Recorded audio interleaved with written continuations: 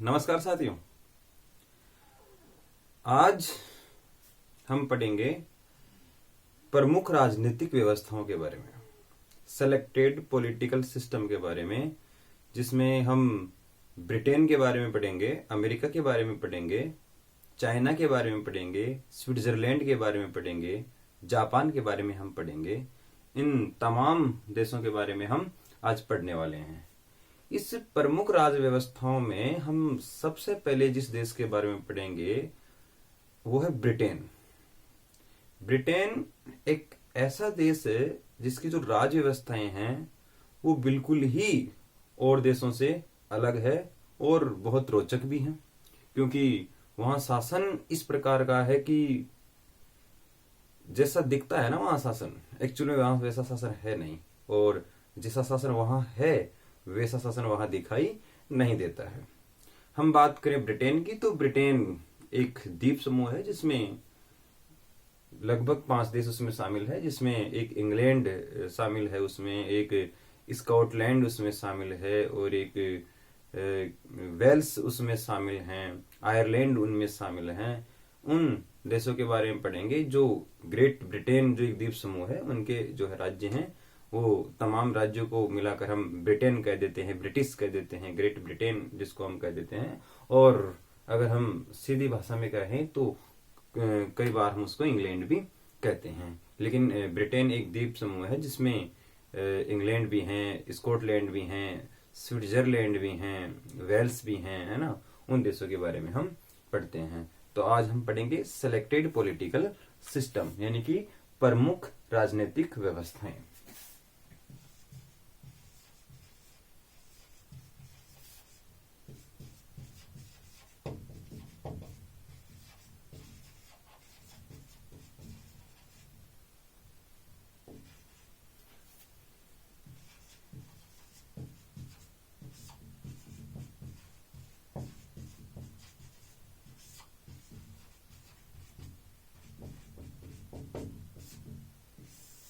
प्रमुख राजनीतिक व्यवस्थाएं, और प्रमुख राजनीतिक व्यवस्थाओं में हम क्या पढ़ेंगे? प्रमुख राजनीतिक व्यवस्थाओं में हम पढ़ेंगे एक ब्रिटेन, एक पढ़ेंगे हम अमेरिका, एक पढ़ेंगे हम चीन, एक पढ़ेंगे हम जापान, और एक पढ़ेंगे हम स्विट्जरलैंड यानी कि स्विस। इन प्रमुख राजनीतिक व्यवस्थाओं में सबसे हम पहले पढ़ेंगे हम ब्रिटेन के बारे में, या ब्रिटिश के बारे में, ग्रेट ब्रिटेन के बारे में। ब्रिटेन के बारे में मैंने ये कहा था कि ब्रिटेन जो है वो एक द्वीप समूह है। ब्रिटेन क्या है? ब्रिटेन एक द्वीप समूह है जिसमें कौन कौन से राज्य हैं? उसमें एक इंग्लैंड है, एक स्कॉटलैंड है, और एक आयरलैंड है, और एक वेल्स है। ये जो राज्य हैं वो किसमें शामिल हैं? वो ब्रिटेन में शामिल हैं। और ब्रिटेन की हम राज्य व्यवस्थाओं की हम बात करें तो ब्रिटेन की जो व्यवस्थाएं हैं बहुत ही अजीबोगरीब व्यवस्थाएं हैं, जैसा कि मैंने अभी भी आपको समझाने की कोशिश की कि ब्रिटेन की जो राज्य व्यवस्था है उस राज्य व्यवस्था की हम बात करें तो प्राचीन समय से ब्रिटेन एक राजतंत्रात्मक देश है, यानी कि एक राजा की भूमिकाओं वाला देश है। वहां शुरू से ही कौन रहा है? वहां शुरू से ही राजा रहा है, या राजा का पद रहा है, और लंबे समय तक उस राजा की ही भूमिका में वो रहे। और कहीं ना कहीं हम कहें कि आज भी वो देश एक राजतंत्र के स्वरूप में है, जिसको हम क्या मानते हैं? राजतंत्र मानते हैं। लेकिन ब्रिटेन नाम के लिए राजतंत्र है, बेसिकली वो राजतंत्र है नहीं। मैंने अभी भी कहा था कि एक विद्वान है मुनरो ने यह कहा था कि जो ब्रिटेन है वो सैद्धांतिक राजतंत्र है और व्यवहारिक लोकतंत्र है, यानी कि वहां जो राजा है वो नाम के लिए है और वो वंशानुगत है। राजा का बेटा ही वहां क्या बनता है? राजा बनता है। लेकिन उस देश को जो चलाया जाता है, या देश का जो मुख्य शासक होता है, चलाने वाला जो शासक होता है, वो राजा नहीं होता है। क्योंकि एक व्यक्ति वहां राज करता है और एक व्यक्ति वहां शासन करता है। यानी कि वहां राजा क्या करता है, राज करता है, लेकिन उस देश में जो प्रमुख स्थिति होती है वो होती है जनता की। और वहां राजा के बाद में जो दूसरी स्थिति होती है वो होती है प्रधानमंत्री की। प्रधानमंत्री राजा के द्वारा निर्वाचित व्यक्ति होता है। जनता किसका निर्वाचन करती है, किसका चुनाव करती है, जनता प्रधानमंत्री का चुनाव करती है और प्रधानमंत्री ही पूरे देश को चलाता है। ब्रिटेन के बारे में, इंग्लैंड के बारे में यह भी कहा जाता है कि राजा अंतिम रूप से हस्ताक्षर राजा के ही होते हैं, लेकिन अगर राजा नींद में भी साइन कर दे और किसी प्रकार की त्रुटि हो जाए, किसी प्रकार की गलती हो जाए, तो उसका जिम्मेदार राजा नहीं होता है, क्योंकि उसका जिम्मेदार होता है वहां का प्रधानमंत्री। क्योंकि वहां के राजा की स्थिति होती है वो राजा की उस स्थिति ठीक उसी प्रकार की होती है जिस प्रकार हमारे देश में या भारत में किसकी स्थिति होती है, हमारे राष्ट्रपति की स्थिति होती है। लेकिन राष्ट्रपति हमारा निर्वाचित होता है, इसलिए वो रिपब्लिक का प्रतीक है, गणतंत्र का प्रतीक है। वहां राजा का निर्वाचन नहीं होता है, वह राजा का चुनाव नहीं होता है। वहां का जो राजा है वो वंशानुगत है, यानी कि परंपराओं के अनुसार राजा का बेटा या राजा की बेटी ही वहां क्या बनते हैं, राजा बनते हैं या रानी बनती है। उसी परंपरा के अनुसार वो देश चलता है। एक वहां की जो स्थिति है वो अलिखित देश है, मतलब एक संविधान, ऐसा संविधान वहां जिसको लिखा गया नहीं है। और लिखा गया नहीं इसका मतलब ये नहीं है कि उसकी कोई रूल बुक नहीं है या वो संविधान किसी बुक में लिखा हुआ नहीं है। अलिखित का मतलब होता है वहां कभी कोई संविधान सभा नहीं बैठी संविधान लिखने के लिए या अपने देश के नियम या कानून लिखने के लिए। वहां के का जो संविधान है वो लंबे समय तक जो वहां का विकास हुआ उस विकास का क्या है, परिणाम है। यानी कि वहां के जो परंपराएं हैं, वहां की जो रीति रिवाज है, वहां की जो रूढ़िवादिताएं हैं, वहां की जो मान्यताएं हैं वो लंबे समय तक चली और उन्हीं चीजों को उन्होंने किसका हिस्सा मान लिया या किसका हिस्सा बना लिया, उन्होंने अपने संविधान का हिस्सा बना लिया। उन्हीं के अनुसार उस देश को वो चलाते हैं या संचालित करते हैं। मैं सीधे शब्दों में ये कहना चाह रहा हूं कि भारत की तरह या अमेरिका की तरह और देशों की तरह संविधान लिखने के लिए वहां संविधान सभा नहीं बैठी। वहां अपनी पुरानी चली आ रही परंपराएं या जो वहां के रीति रिवाज या जो व्यवस्थाएं हैं उन्हीं को उन्होंने क्या बना लिया, अपना कानून बना लिया। वो चाहते तो अपने राजा के पद को भी परिवर्तित कर सकते थे, अपने राजा के स्थान के ऊपर और देशों की तरह राष्ट्रपति रख सकते थे।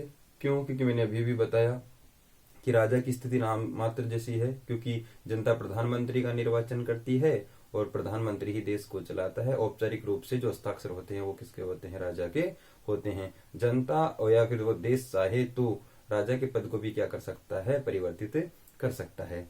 लेकिन वहां राजा का पद है बहुत लंबे समय से है, पुरानी परंपराओं का प्रतीक है और प्रत्येक पुरानी परंपराओं से ब्रिटेन के जो निवासी हैं, ब्रिटेन के जो नागरिक हैं बहुत प्रेम करते हैं।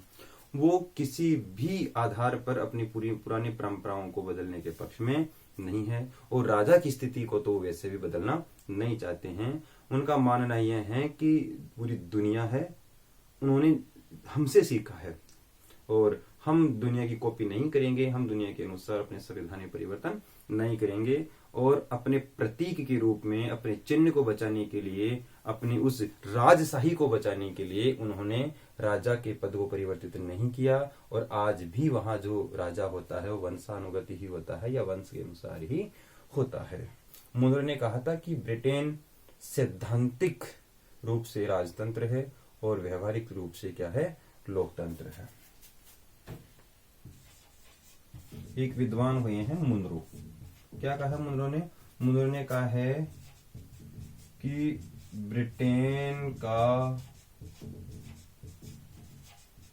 संविधान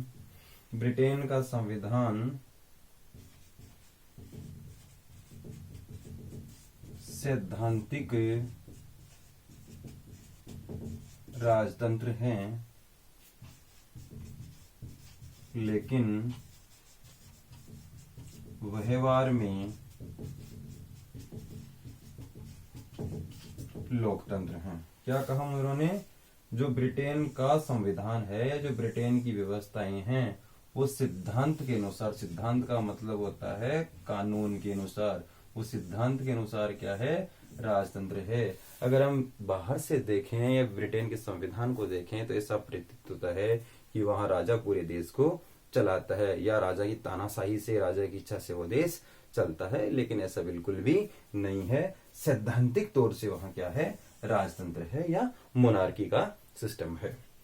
लेकिन व्यवहार में लोकतंत्र है। अगर हम व्यवहार की बात करें तो व्यवहार में किसकी स्थिति है, लोकतंत्र की स्थिति है। अगर हम वास्तविक स्थिति की बात करें तो वहां जनता की इच्छा के अनुसार किसको चुना जाता है, प्रधानमंत्री को चुना जाता है, और प्रधानमंत्री ही पूरे देश को चलाता है। सिद्धांत का मतलब होता है कि अंतिम रूप से जो हस्ताक्षर होते हैं, कानूनी रूप से जो हस्ताक्षर होते हैं, वो किसके होते हैं, राजा के होते हैं, प्रधानमंत्री के नहीं होते हैं। और व्यवहार में या वास्तविक रूप से देश कौन चलाता है, व्यवहार में और वास्तविक रूप से देश को कौन चलाता है, लोकतंत्र का जो मुखिया है, लोकतंत्र का जो प्रतीक है, जो प्रधानमंत्री है, वही देश को चलाता है। अभी भी मैंने आपको एक बात बताई कि वहां की जो शुरू से चली आ रही जो परंपराएं हैं, जो प्रतीक हैं, जो मान्यताएं हैं, जो रीति रिवाज हैं, उन रीति रिवाजों को एक समय में, या यूं कह सकते हैं कि एक शब्द में उनको अभिसमय कहा जाता है। एक शब्द आप याद रखना, अभिसमय। अभी देखो इसके बारे में बताता हूं। अभिसमय बहुत पॉपुलर शब्द है ब्रिटेन में ये, और ये कहा जाता है कि वो देश आज भी किसके अनुसार चल रहा है, अभिसमय के अनुसार ही चल रहा है। अभिसमय किन्हें कहा गया है, अभिसमय वहां की जो पुरानी रूढ़िवादिताएं हैं, वहां की जो मान्यताएं हैं, वहां की जो परंपराएं हैं, वहां के जो रीति रिवाज है, जो लंबे समय से चलते आ रहे हैं, और उन्हीं के कारण वहां का क्या बना है, कानून बना है, या उनका संविधान बना है। यानी कि अभिसमय के आधार के ऊपर वहां के संविधान का क्या हुआ है, जो अलिखित जो निर्माण है, या लिखित उनकी व्यवस्थाएं हैं, या जो देश को चलाने की जो व्यवस्थाएं हैं, वो उन्हीं के अनुसार हुई है। पूरे देश को एक ही व्यक्ति चलाता है। अगर व्यवहार की हम बात करें तो पूरे देश को प्रधानमंत्री चलाता है, और अगर हम सिद्धांत की बात करें, अगर हम कानून की बात करें, तो देश को कौन चलाता है, देश को वहां का राजा चलाता है। अंतिम रूप से हस्ताक्षर किसके होते हैं, वहां के राजा के होते हैं। इसीलिए कहा गया है कि राजा वहां राज करता है और प्रधानमंत्री वहां क्या करता है, शासन करता है। राजा के राज करने का मतलब है कि राजा को वहां की शासन व्यवस्था से कोई मतलब नहीं है, वो ध्यान ही नहीं देता है कि वहां क्या हो रहा है और क्या नहीं हो रहा है। क्यों?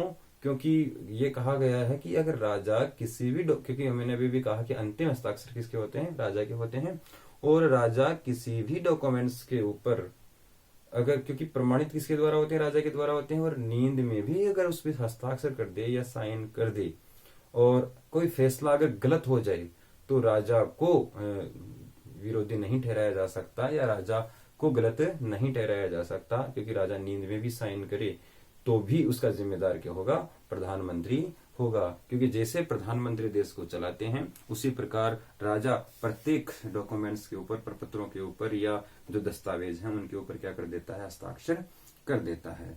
तुमने क्या पढ़ा, हमने ब्रिटेन में पढ़ा कि जो ब्रिटेन है या जो ब्रिटिश है वो एक द्वीप समूह है, जो जिसमें कौन कौन से राज्य हैं, जिसमें एक इंग्लैंड है, एक स्कॉटलैंड है, एक आयरलैंड है, और एक क्या है, वेल्स है।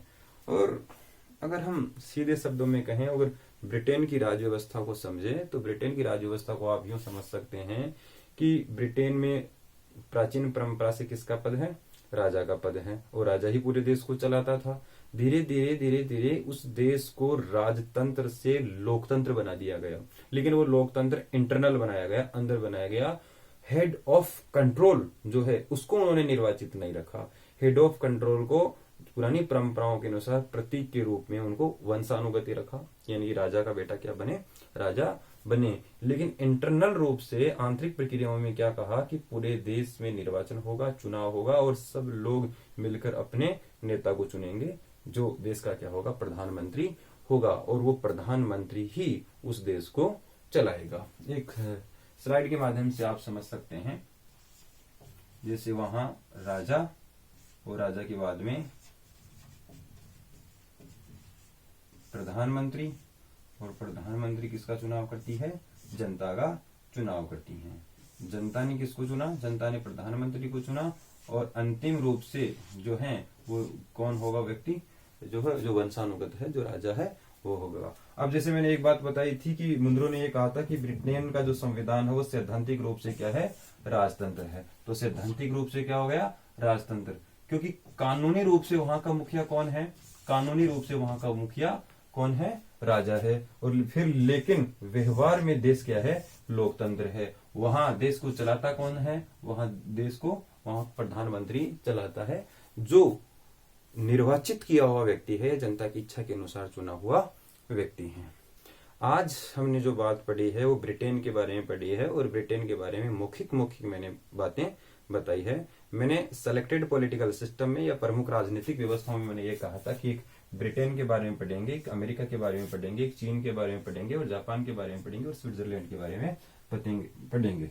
मैंने पहले ये कहा था कि हम ब्रिटेन के बारे में पढ़ेंगे, तो ब्रिटेन के बारे में मैंने मौखिक बातें बता दी है, और विस्तार से क्लासें, अगला वाला जो भाग होगा या जो नेक्स्ट क्लास होगी उसमें हम विस्तार से पढ़ेंगे कि ब्रिटेन की विशेषताएं क्या है, ब्रिटेन में राजतंत्रात्मक व्यवस्थाएं क्या है, प्रधानमंत्री की क्या स्थिति है वहां, और वहां की संसद की भूमिका वहां क्या है, और एक लंबे समय से जो राजतंत्र वहां चलता आ रहा है उसकी कौन कौन सी उपयोगिताएं हैं और क्या क्या उपयोगिताएं हैं, तमाम उन सभी पहलुओं के ऊपर, सभी बिंदुओं के ऊपर हम क्या करेंगे, बात करेंगे। अभी मैंने बेसिक बात ब्रिटेन की बताई है, मौखिक बात ब्रिटेन की बताई है कि ब्रिटेन एक ऐसा देश है जो राजतंत्र भी है और लोकतंत्र भी है। इंटरनल रूप से वो लोकतंत्र है और बाह्य रूप से सैद्धांतिक रूप से वो क्या है, राजतंत्र है। या यूं कैसे कह दीजिए आप कि व्यवहार में वो लोकतंत्र है और सिद्धांत में वो क्या है, राजतंत्र है। अगर हम कहें कि ब्रिटेन कैसा देश है तो हम ये कहेंगे कि ब्रिटेन क्या है, ब्रिटेन एक राजतंत्र है। लेकिन वास्तविक रूप से ब्रिटेन राजतंत्र अंदर की स्थिति में, इंटरनल स्थिति में नहीं है, या व्यवहार की स्थिति में राजतंत्र लोकतंत्र है और राजतंत्र नहीं है। इसीलिए कहा गया है ब्रिटेन के बारे में कि ब्रिटेन की व्यवस्थाएं जैसी दिखाई देती है वैसी नहीं है, और जैसी है वैसी दिखाई नहीं देती है। देखने को हमें ब्रिटेन एक राजतंत्र लगता है, और राजतंत्र वास्तविक स्थिति में है, सैद्धांतिक स्थिति में है, और व्यवहार में वहां क्या है, लोकतंत्र है। और एक शब्द में मैं आपको समझाने के लिए कहूं तो ये कह सकते हैं कि ब्रिटेन जनता की इच्छा के अनुसार चलता है।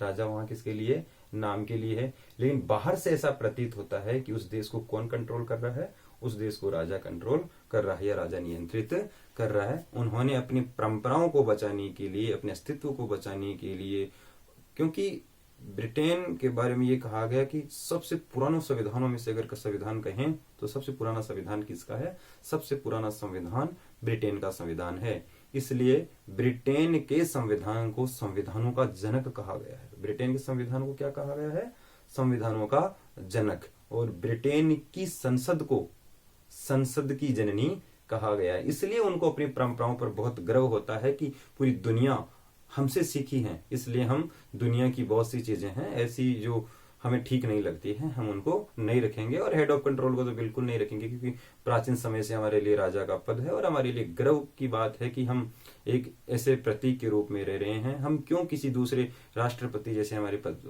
संविधान में, हमारी व्यवस्था में उस पद को रखें।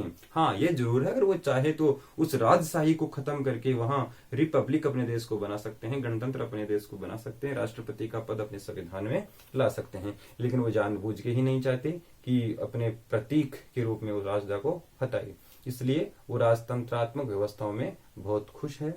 और जैसा कि मैंने अभी आपसे कहा कि ब्रिटेन की मौखिक बातें मैंने आपको बता दी है, बेसिक जो उसका स्ट्रक्चर है उसके बारे में मैंने आपको बता दिया है। आगे वाली क्लास में हम ब्रिटेन का जो संविधान है उसकी विशेषताएं पढ़ेंगे, और उसकी विशेषताओं के साथ में वहां के राजा की स्थिति के बारे में पढ़ेंगे, प्रधानमंत्री की शक्तियों के बारे में पढ़ेंगे, वहां की जो संसद है जिसमें राजा, कॉमन सभा और लॉर्ड सभा जो है उसके बारे में हम पढ़ेंगे, और राजपद का क्या महत्व है उस राजपद के महत्व के बारे में पढ़ेंगे। आज के लिए मैं आपसे क्षमा चाहता हूं। धन्यवाद।